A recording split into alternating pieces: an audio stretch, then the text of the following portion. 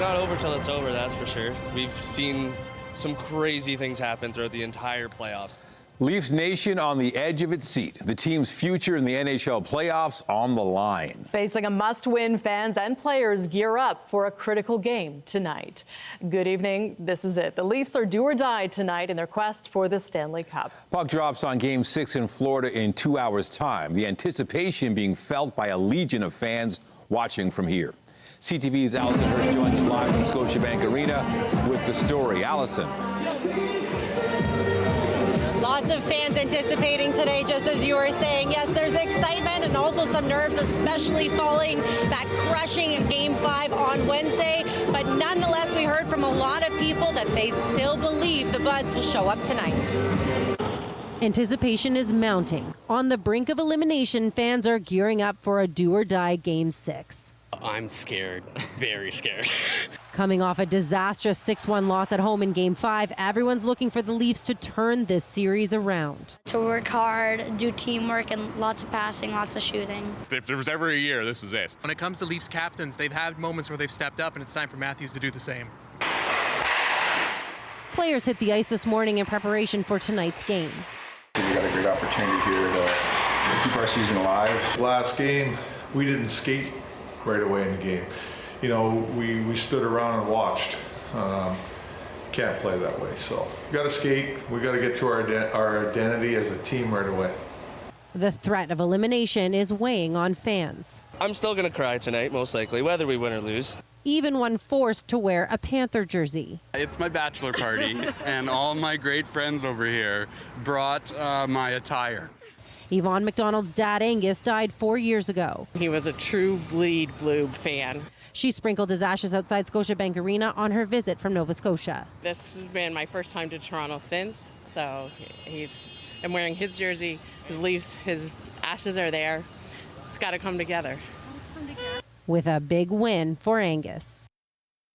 And there is also a watch party happening tonight inside the arena. It's the first time since 2013 that they've had one open for the public. So there are fans inside, there are fans turning up here in the square, all of them hoping that the Buds will be coming back home with a Game 7 on the line. We'll see what happens later on. Reporting live, I'm Allison Hurst. Natalie, back to you. Thank you, Allison. Also tonight, jury dismissed. In another story being watched by the hockey world, 5 former World Juniors players will stand trial before a judge alone in their high-profile sexual assault case. We get the latest from London just ahead. To a heartbreaking story now out of Scarborough, where a father and a son have lost their lives in a motorcycle crash. The boy, just 11 years old, who police say was riding on the motorcycle with his dad when they collided with another vehicle. CTV's Scott Lightfoot has the story. A motorcycle sits in the center of Kingston Road, coming to rest after a collision that killed a father and son. When officers arrived, they found that a silver Nissan and a red Honda motorcycle were involved in a collision. It happened around 6:20 on Thursday evening in the center of the intersection at Kingston Road and Mans Road. Toronto police say a 68-year-old man was driving his SUV northbound on Mans Road, attempting to turn left onto Kingston when it came into contact with a motorcycle heading southbound through the intersection. Unfortunately, the 47-year-old rider of the motorcycle succumbed to his injuries, and he was pronounced on scene.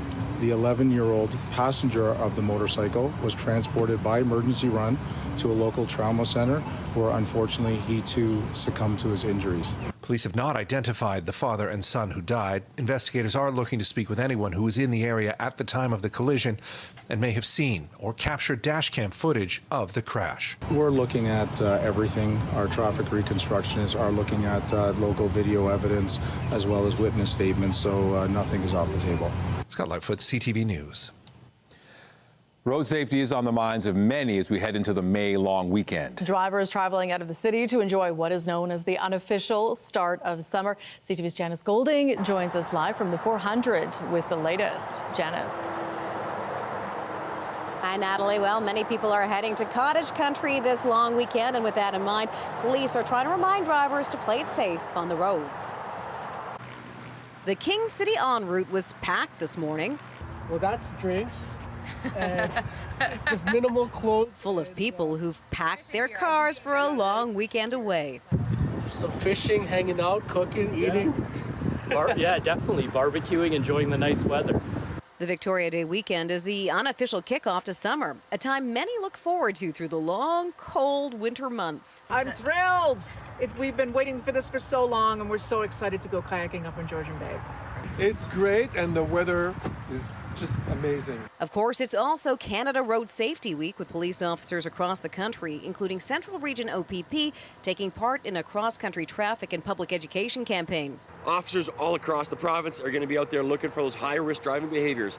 Aggressive driving, speeding, stunt driving, impaired driving either by alcohol or drugs, and distraction, inattentive driving. Put down that phone, enjoy the ride, and keep that seatbelt on. Ontario Provincial Police say the vast majority of the 382 road users who lost their lives on OPP patrolled roads in 2024 lost their lives due to poor and careless decisions. In the 344 collisions that caused fatalities, they say 95 were due to speeding, 80 from inattentive drivers, 53 from alcohol and/or drug use, and 60 people weren't wearing seat belts. 4 simple rules. Put down that phone, obey the speed limit, don't drink and drive, and wear a seatbelt. The OPP reminding people the highlight of long weekends is often spending time with loved ones. Being with my family and everything. Very excited. Yeah. First family trip. People who want you to arrive safely at your destination.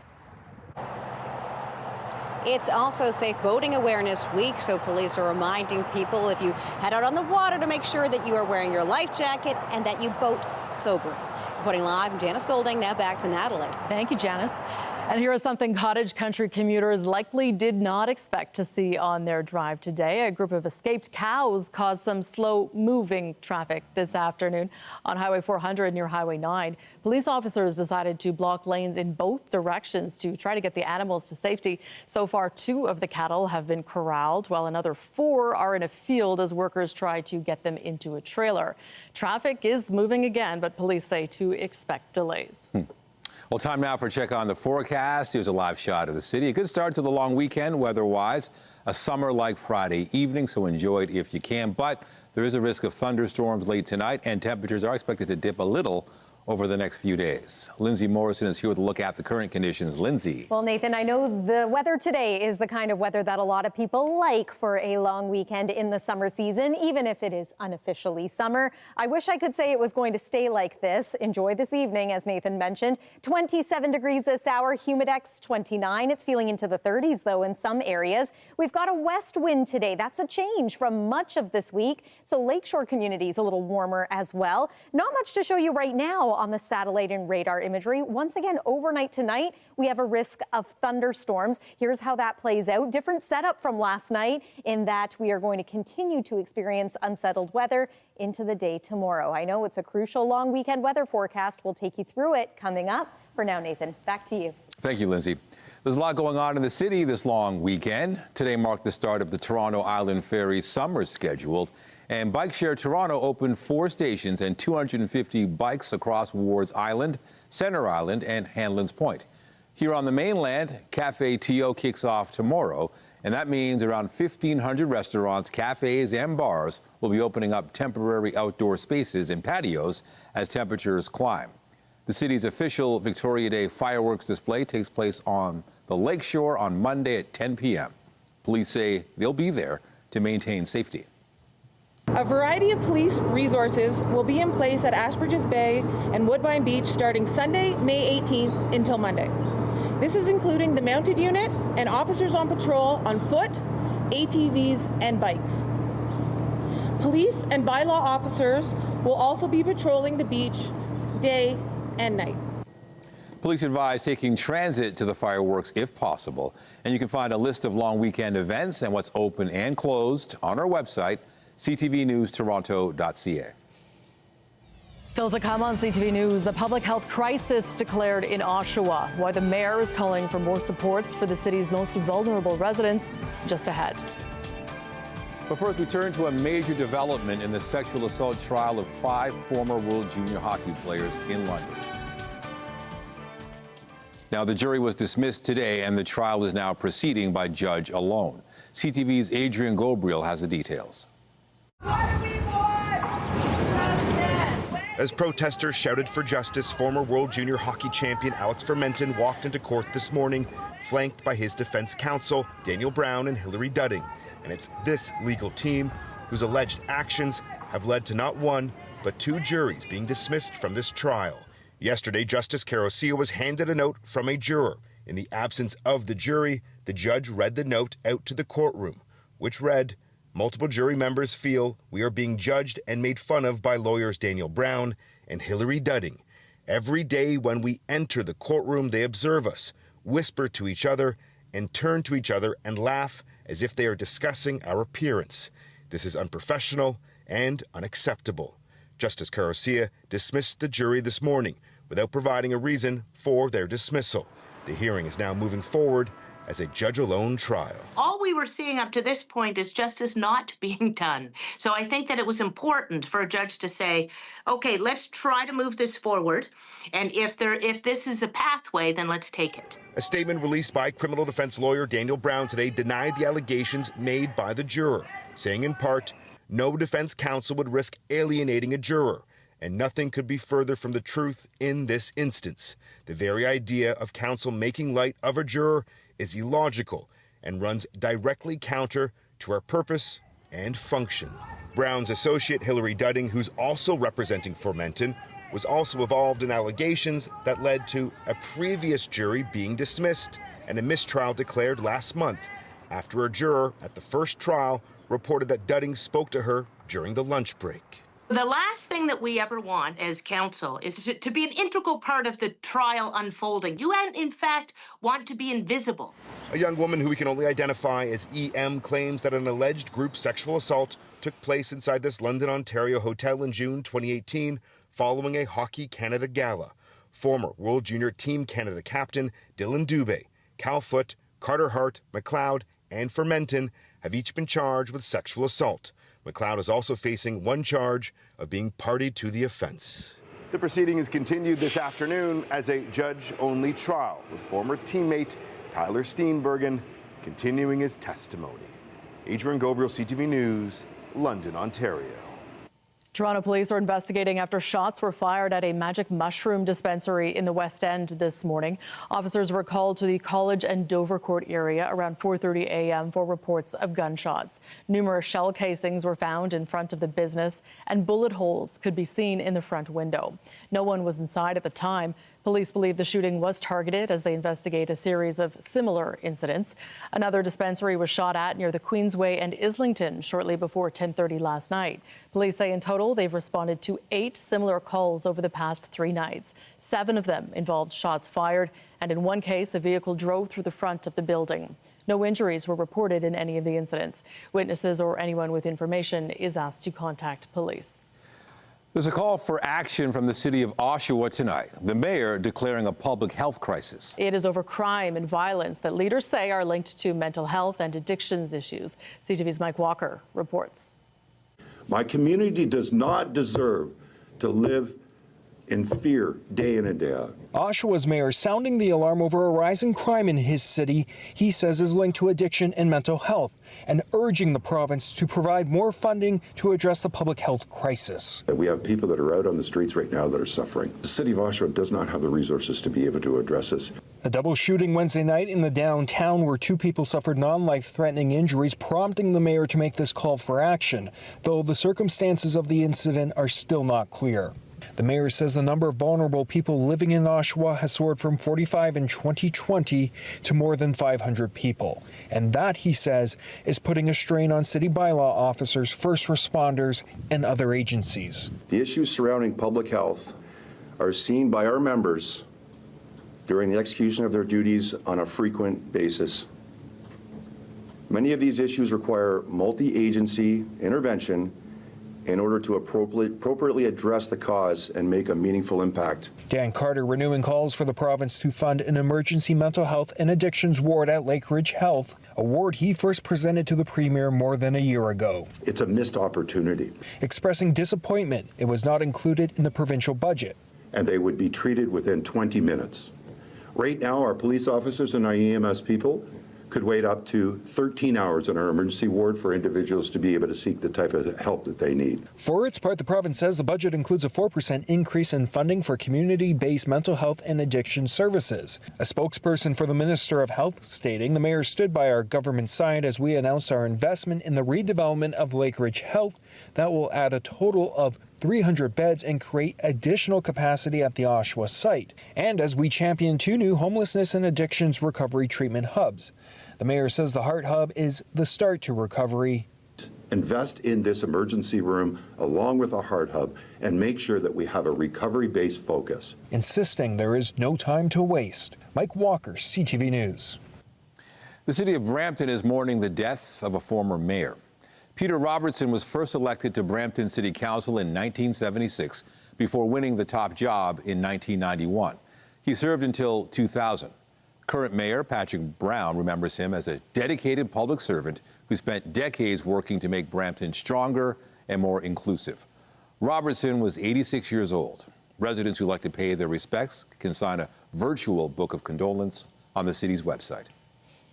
A day after unveiling a record-breaking $232 billion budget, the premier was defending his spending plan today, wanting to talk both tourism and tariffs. But his critics insist it's what's not in the budget that's raising financial flags. CTV's Siobhan Morris explains.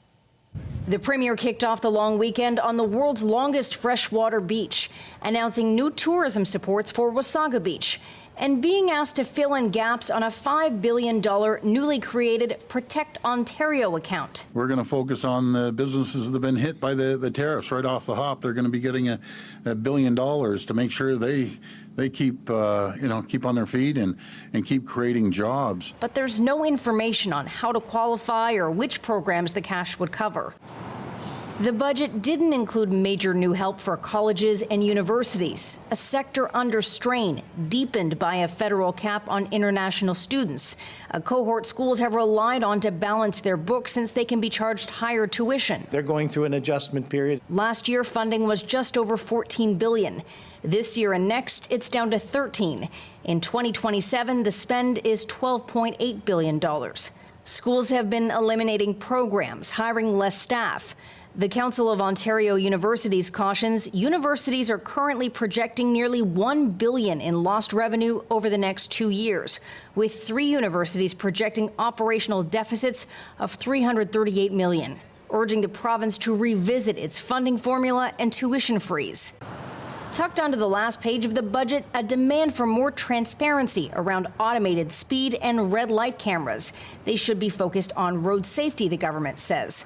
Doug Ford has gripes about Toronto's 150 speed cameras. Not everyone, but the city's using it as a revenue source, and it's a little unfair. They hide them all over the place, and if you're going 10 kilometers an hour over, you're getting dinged. Those cameras generated $40 million in fines last year. With twice as many cameras now watching, the mayor insisted last month. It's not about revenue, it's about keeping people safe. The mayor's office points to studies showing the cameras do change driving habits, but they are open to adjustments, writing in part, "We support steps to improve transparency and public signage. Our goal is for no one to pay tickets and for drivers to slow down to keep people safe." It wasn't in the budget, but the premier isn't ruling out the possibility of sending checks directly to Ontarians like he did before the election if the weight of tariffs becomes too heavy. At Queen's Park, Siobhan Morris, CTV News. Vancouver's mayor says a preliminary report released today shows proper safety procedures were followed at the festival where 11 people were killed last month. But Ken Sim insists improvements must be made. A rethinking of how we assess risk, how we respond to emerging threats, and how we ensure people, no matter where they are in this city, feel safe gathering in public spaces. Heavy barriers were not in place at the April 26th Lapu Lapu Day Festival when an SUV sped through a crowded street. Police have previously said only 9 out of 3,200 events in the city involved such protection. Today, officials suggested there should be a balance where people can feel safe and free to celebrate. A final report is expected by August 27th. Rain fell in eastern Manitoba today, helping somewhat as efforts continue to battle forest fires in the province. There are more than 20 active blazes. Now, one of the wildfires this week claimed the lives of a married couple in Lac du Bonnet. It also destroyed 28 homes and cottages in the area. Some provincial parks have been closed, and people are being urged to obey evacuation orders and not light campfires and fireworks over the weekend. Alberta is sending 2 firefighting crews and support staff in the coming days. In Ottawa, international business leaders gathered today to hear from the new U.S. ambassador to Canada. They were hoping to get insight on what it will take to do business in Donald Trump's America. CTV's Judy Trin has the details. The new U.S. ambassador to Canada, Pete Hoekstra, was born in the Netherlands, but has Canadian ties. I had an aunt that her husband sold farm supplies out of Lethbridge, Alberta. I had an uncle that lived in Richmond, BC. Corporate leaders from G7 nations clung to his every word, looking for clues about how to do business with Donald Trump's America. Hoekstra hinted defense could be the key. We also need a peaceful and secure world. It is why America continues to invest significantly in our defense, and why we want to partner with you. Before Hoekstra took the stage, Trump's former UN ambassador offered her thoughts on how to attract American customers. They don't care what your morals are. They don't care what you believe when you're at home. They just want you to do your business. That's what the American people are saying, and that's kind of what's led us to this point where we are. Hoekstra didn't talk directly about tariffs, but the B7 business community has identified the development of critical minerals, artificial intelligence, and secure, clean energy as trade priorities.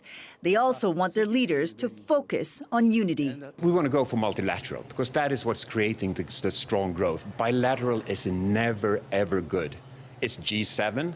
It's not G6 plus 1. We are not denying the need for change or defending the status quo, but we are steadfast in our promotion of multilateral collaboration. The B7 will present its communiqué to the Government of Canada. It's about 50 pages long with a list of actions and priorities. The group expects it to influence global business policy when G7 leaders meet in Alberta in June. Judy Trin, CTV News, Ottawa. In the Gaza Strip, local health officials say Israeli airstrikes killed 108 people across the territory today. Palestinians in the towns of Jabalia and Beit Lahia fled following the airstrikes. There were dozens of attacks in Gaza, including on the outskirts of Deir al-Balah and the city of Khan Yunis. Israel said they were a prelude to a larger campaign to pressure Hamas to release hostages. The strikes followed days of similar attacks that killed more than 130 people, according to Gaza's health ministry. The first direct peace talks between Ukraine and Russia since the early weeks of Moscow's invasion ended today after less than 2 hours. The Ukrainian delegation, led by the country's defense minister, sat opposite a low-level Russian team headed by a presidential aide. Ukraine says the other side introduced a new unacceptable demand to withdraw Ukrainian forces from huge swaths of territory. Ukraine insisted it continues to stay focused on achieving an immediate ceasefire. President Volodymyr Zelensky says pressure on the Kremlin must be maintained until it's ready to end the war. The world must respond.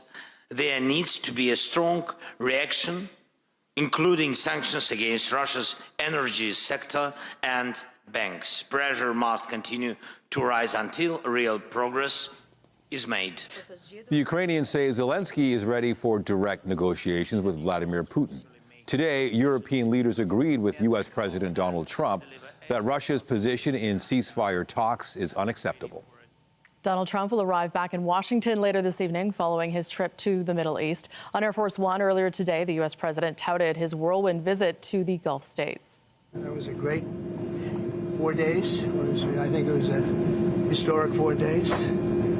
The jobs and money coming into our country there's never been anything like it. You see that. And the companies are American-based companies. They're doing work that wouldn't have been available to them.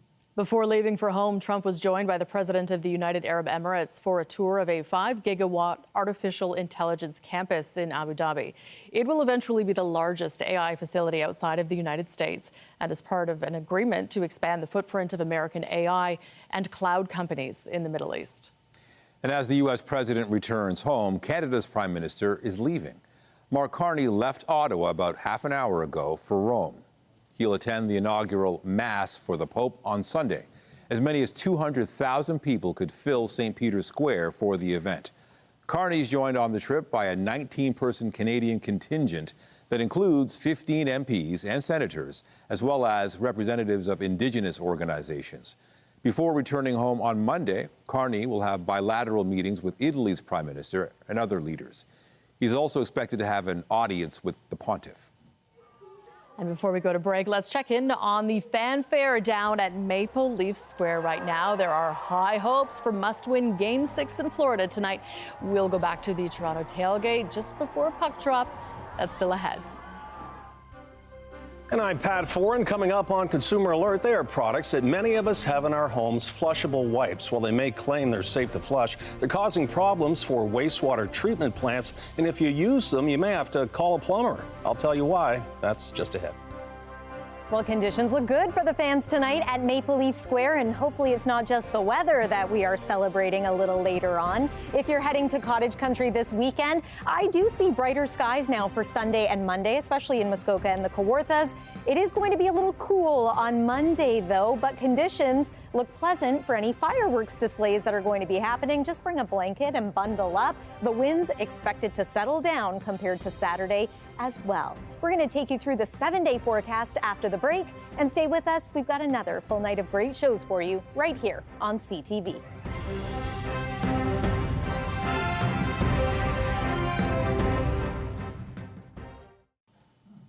They're causing problems for wastewater management systems across Canada, and if you use them, they could also lead to an expensive plumbing bill. They are called flushable wipes, but research has shown they are not flushable because they don't break down in the sewer system. Here's Pat Foran and Consumer Alert. Pat. Thanks, Natalie and Nathan. Even if they claim they can be flushed, flushable wipes could clog your drains and lead to blockages at water treatment plants. They can cause expensive repair bills for you and cities and towns, which is why they should never be flushed. It may seem harmless to flush a flushable wipe down the toilet. After all, flushable is in the name. They may also say sewer and septic safe and breaks up after flushing. But many of the wipes don't break down like toilet paper. Instead, they can end up stuck in pipes, creating massive, messy clumps, costing cities and homeowners millions of dollars to remove. That's all you see is wipes. An industry trade group maintains that flushable wipes are safe to flush, blaming clogs on non-flushable wipes and other items. But Consumer Reports has shown why flushing any wipes, even if they're labeled flushable, can cause plumbing problems. You can see how quickly toilet paper breaks down in this lab test, but when researchers ran the same test with flushable wipes, they didn't break down at all. They gave up after 10 minutes. Even after 10 minutes in a mixer, the wipes still didn't break apart. We found that flushable wipes don't fully disintegrate. And on top of the damage they cause, they pose risks to marine life and the water supply. So what can you do about it? If you use wipes, skip flushing them and throw them in the trash. Some products go out of their way to warn consumers not to put wipes in the toilets. These President's Choice baby wipes have a symbol that shows, "Do not flush." It's not just wipes causing problems for water treatment facilities. Other do not flush items include baby wipes, personal hygiene products, diapers, cotton swabs, dental floss, cigarette butts, and mothballs. Instead of wipes, a more eco-friendly plumbing-safe alternative, easy-to-install bidet seats, which became popular during the pandemic.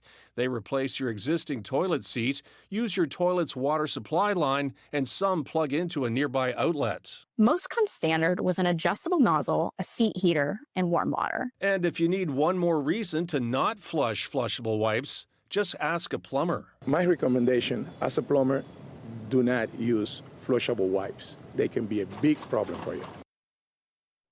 And the City of Toronto also urges residents not to flush flushable wipes, saying it could lead to blockages in your home and cause basement flooding and damage city pipes and water treatment plants. On your side, I'm Pat Foran. If you have a consumer story idea, email us at alert@ctv.ca.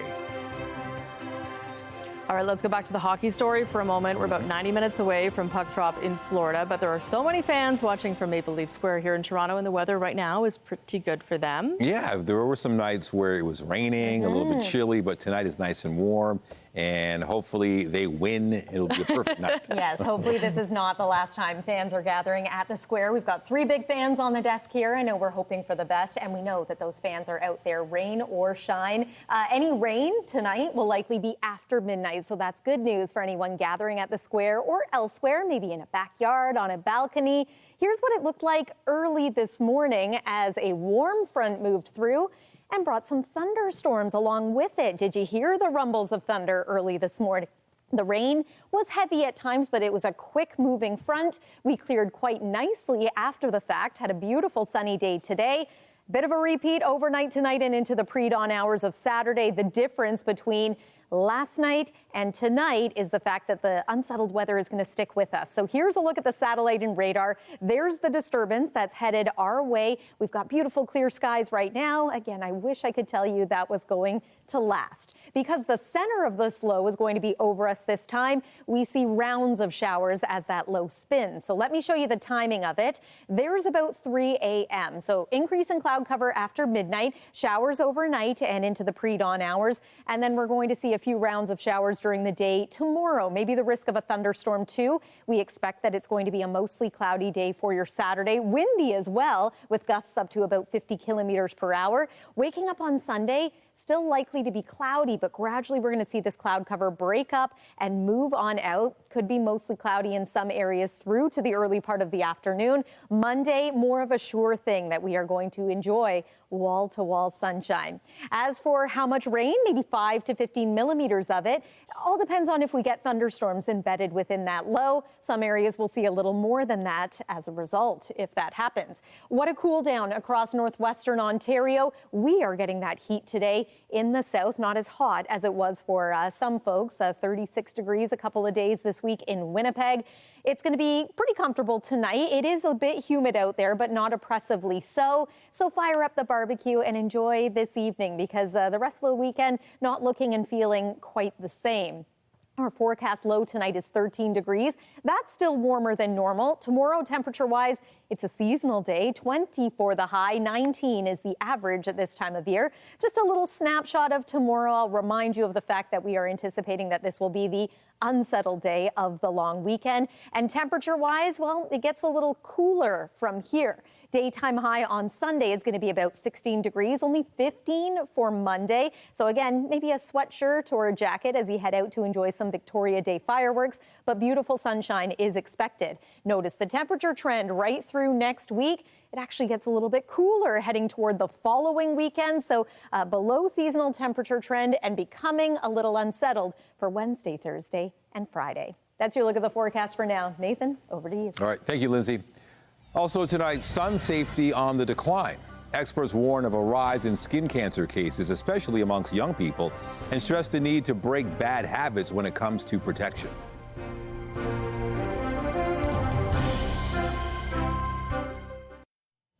Local cyclists are gearing up for a special bike ride. It's not every day they get a chance to ride down the DVP. But that's exactly what happens during the Mattamy Bike Ride for Brain Health next month. CTV's Pauline Chan has more on the dementia-related brain research it supports. Michelle Jackson will be riding this year in memory of her mom, who died in 2023 after 20 years living with dementia. She was a competitive cyclist, and my parents actually met through cycling, so it just seemed a perfect fit to honor her memory with something that she loved to do. And today, Jackson had a chance to meet one of the researchers. Jean Chen is using MRIs on both patients and healthy individuals, starting as young as 45, to understand how the blood vessels of the brain contribute to dementia. So the brain requires a healthy system of plumbing, incoming nutrients and outgoing removal of waste. When that plumbing is impaired, we believe this is how brain cells start to degenerate, and symptoms of dementia, among other diseases, can surface. or become worsened. Jackson also got to meet her hockey hero, Daryl Sittler, who's an ambassador for Baycrest. As a hockey player, a lot of players have gone through their careers with concussions and has CTE afterwards, and some of them donate their brains, and through the research here, we're going to help other people find a cure for this thing at some point in time, or better treatment. Sittler says one of the best things about the ride is the chance to take over the Don Valley Parkway and just enjoy the view. And of course, the money raised goes towards patient care as well as research initiatives like Chen's lab. I just felt really good. I did feel connected to my mom, that she would be proud of me for doing this for her. It's expected that several thousand cyclists will be participating in the Mattamy Homes Bike for Brain Health on June 1st. Pauline Chan, CTV News. As Canadians mark the unofficial start of summer, dermatologists say sun protection should be top of mind. Doctors say awareness of skin cancer risk isn't leading to action. According to Melanoma Canada, an estimated 11,300 people were diagnosed with a potentially deadly condition in 2024. That marked a 17% increase compared to the year before. A recent McGill University study also found Canadians ages 18 to 29 were much less likely to wear sunscreen than older age groups. In addition to sunscreen, dermatologists advise protective clothing, seeking shade, and minimizing sun exposure from 11 a.m. to 3 p.m. TikTok is trying out a new way to get younger users to stop scrolling late at night so they can get enough sleep. That your brain needs sleep to function. At night when you sleep, you process emotions, you store memories, you even clear out waste. It's like a little nighttime rinse cycle for your brain. But when you're stuck in scroll mode, that doesn't happen. The platform will now offer in-app guided meditation exercises aimed at improving sleep quality. The function will be turned on automatically for teen users, and it will pop up if they're scrolling through TikTok after 10 p.m. in hopes of encouraging them to wind down for the night. The tool is available for adult users as well. The Toronto International Film Festival is planning to add a new award this year. Each year at TIFF, audience members are able to have their say on the People's Choice Award and also on their favorite documentaries and Midnight Madness screenings. Organizers now tell Variety they're adding an additional People's Choice Award to this year's festival. It'll go to attendees' favorite film from outside Canada and the U.S. Chief Programming Officer Anita Lee says the new honor will join the existing ones as a bellwether for how films might perform during Hollywood's award season. TIFF's 50th anniversary edition runs from September 4th through to the 14th.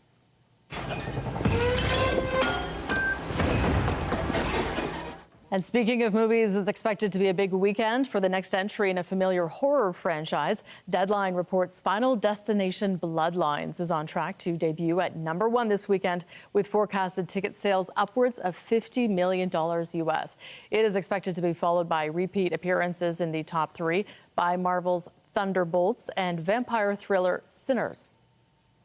Rihanna is out with her first new song in 3 years.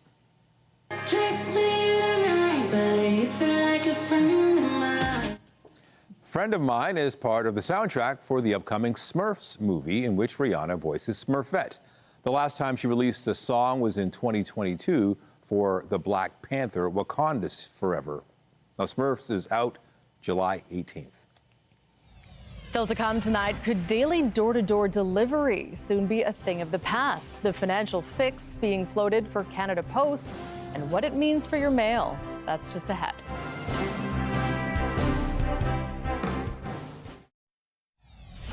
Last game, we didn't skate right away in the game. You know, we stood around and watched. Can't play that way. Updating our top stories, it could all come down to tonight. The Toronto Maple Leafs are set to play a do-or-die Game 6 against the Florida Panthers after losing 6-1 in their last bout. The game gets underway at 8 o'clock in Florida, with the series returning to Toronto Sunday if the Leafs are able to force a Game 7. Thrilled! We've been waiting for this for so long, and we're so excited to go kayaking up in Georgian Bay.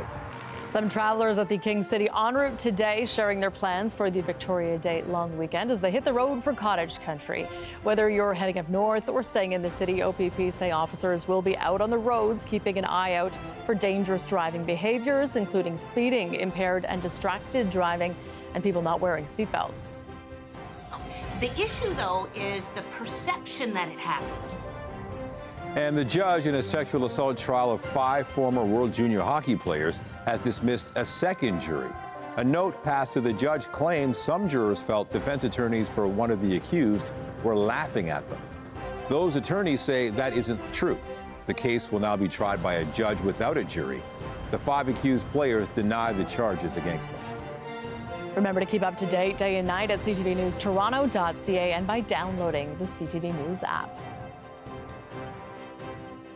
On the markets, the Canadian dollar is down a fraction, hitting at $71.52.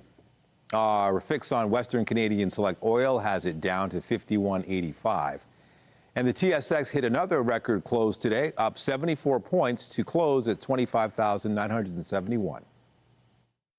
The Business Report is brought to you by Canadian Western Bank, the bank built for business. A new report is recommending daily door-to-door letter delivery be phased out in Canada, while delivery to businesses is maintained. Moratoriums on rural post office closures and community mailbox conversions would also be lifted. The report by the Industrial Inquiry Commission was called for after Ottawa asked the Federal Labour Board to send striking postal employees back to work around the holidays last year. The commission says without immediate changes, Canada Post's fiscal situation will continue to deteriorate. A union negotiator told CTV News today he is disappointed by the report, but not surprised. Earlier this week, the Crown Corporation paused contract negotiations with the union. A deadline for a new deal is less than a week away, at which point we could see mail service brought to a halt. A permanent change to GO train service takes effect tomorrow. A few weeks ago, Metrolinx completed construction at West Harbour GO Station and is now connected to the main rail line on Lakeshore West. The Hamilton Transit Hub has long been a dead end where trains had to back out of the station before proceeding. Some Niagara-bound trains would bypass West Harbour GO, but that'll end tomorrow, with all existing trips set to stop there on weekends and weekdays. Metrolinx says the change will mean faster commutes and more transit options for customers. And the TTC is updating one of the major streetcar diversions downtown, avoiding water main work at King and Church. Transit officials say 504 King Street cars will now go down Shaw Street rather than Spadina in hopes of easing some of the congestion caused by the reroutes. Meanwhile, there will be no service on Line 2 this weekend between Woodbine and Broadview stations due to track work. The TTC says that may change if the Leafs end up playing a Game 7 here in town on Sunday. The effort to attract more women into the skilled trades will be the focus of a symposium this weekend. Members of Carpenters Union Local 27 will be among the presenters sharing their experiences at the Meet the Motivators event. The Career Pavilion will also have representatives from industries with a low number of female employees as they try to recruit more. Showcase your skills, showcase your talent, and just be a part of the movement.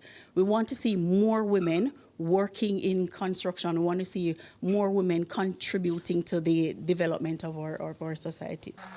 The two-day symposium happens this weekend in Brampton, with the first workshops taking place at Sheridan College.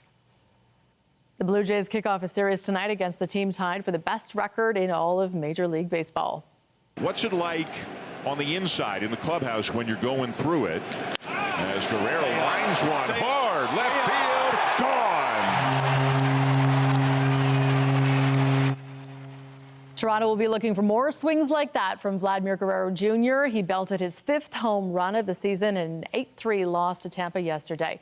The Tigers are in town this evening. Bowden Francis takes the mound against Detroit's Jack Flaherty. And let's go now to our John Musselman, who is live down at Maple Leaf Square. Hi, Natalie. Yes, it's very loud down here as fans get ready for this pivotal Game 6. We'll have much more on how fans are feeling about tonight's game in just a few minutes.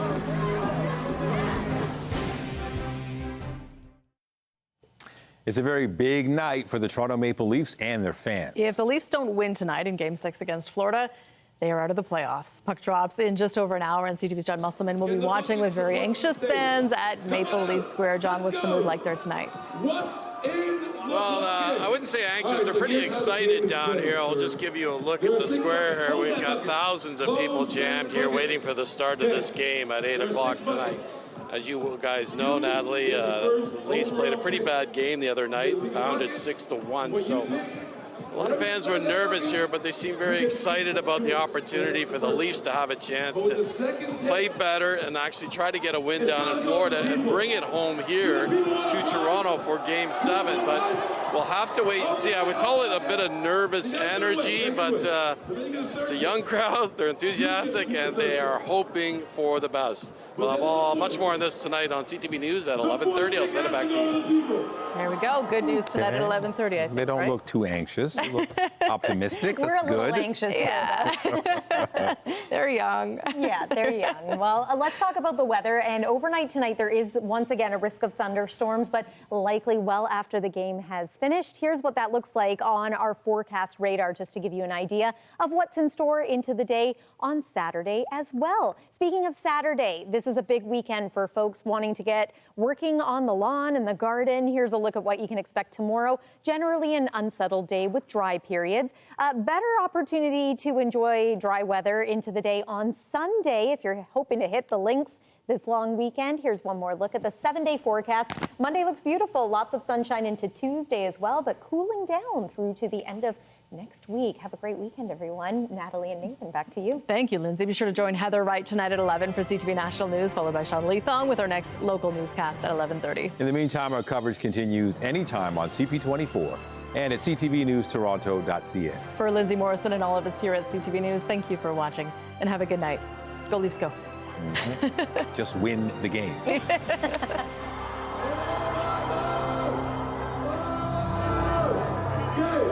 we get it back? Can we get it back? Can we get it back?